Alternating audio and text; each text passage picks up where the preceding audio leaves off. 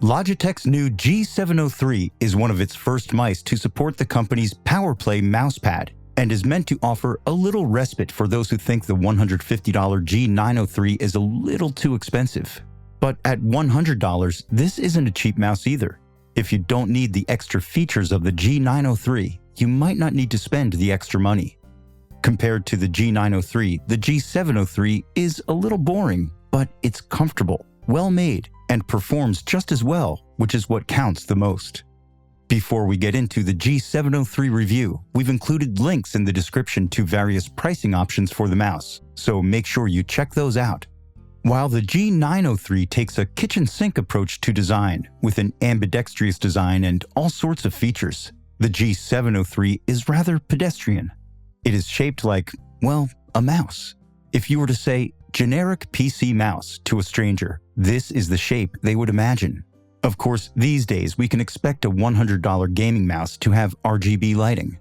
The G logo on the back and a stripe along the middle of the mouse wheel will glow to any color you set it to, or can be set to a pulsing, breathing effect pattern, or to cycle through colors. As with all Logitech's G-series gaming products, optional integration between the software and Overwolf can allow your games to control the lighting. The extra $50 you spend on the G903 gets you quite a few additional features. That mouse stores 5 on-device profiles, but the G703 only stores 3. The G903 is ambidextrous and has customizable buttons on the left and right. It has 2 programmable DPI switches rather than 1.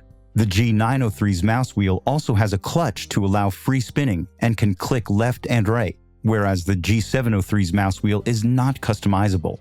But in some important ways, the two mice are very similar. They both use the same PixArt PMW3366 optical sensor, the same Omron switches on the left-right mouse buttons, and have the same wireless technology. Oh, and one other way the G703 differs from the G903. It is available in a two-tone white and black design. With the same sensor, the PMW3366, same processor, same wireless technology, and same main button switches as the G903, one could reasonably expect this mouse to perform just as well. And it does. It's every bit as fast and accurate as that mouse, with pixel-perfect tracking that doesn't suffer from any smoothing or pixel rounding. As this mouse uses the same major components as the G903, Logitech claims that it too has lower movement and click latency than even the best wired mice.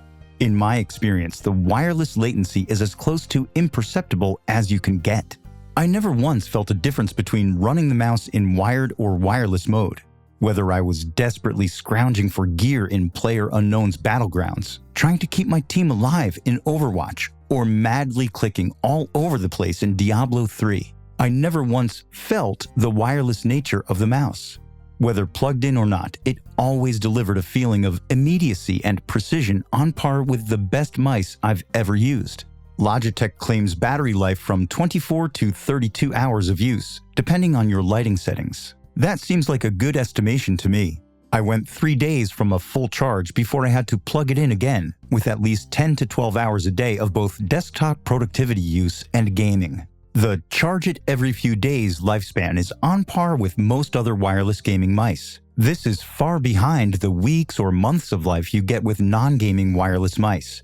Charging up from empty to full takes about 2 hours.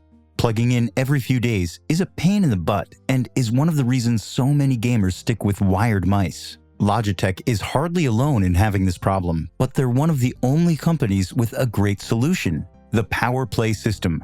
The G903 and G703 are the first Logitech mice to support the company's new PowerPlay accessory. It's a mousepad that integrates both wireless charging and a wireless receiver. You plug your mouse cable into the pad, then snap in a little coin-shaped power core module into the bottom of your mouse. Just like that, you can forget about charging your mouse. You never have to plug it in, put it on a stand, or swap out the battery.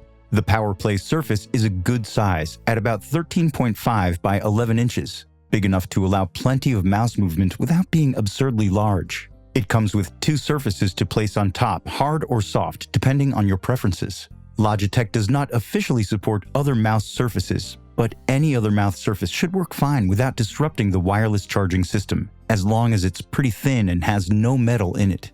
I tried two other thin mouse pads, one from SteelSeries and one from Razer, and both worked fine. You'll want one that roughly matches the dimensions of the base though, or it could get uncomfortable to mouse around near the edges. The base itself is rubbery and grippy enough not to slide around on your desk or to let the mouse surface move around. Charging with the PowerPlay is a little weird.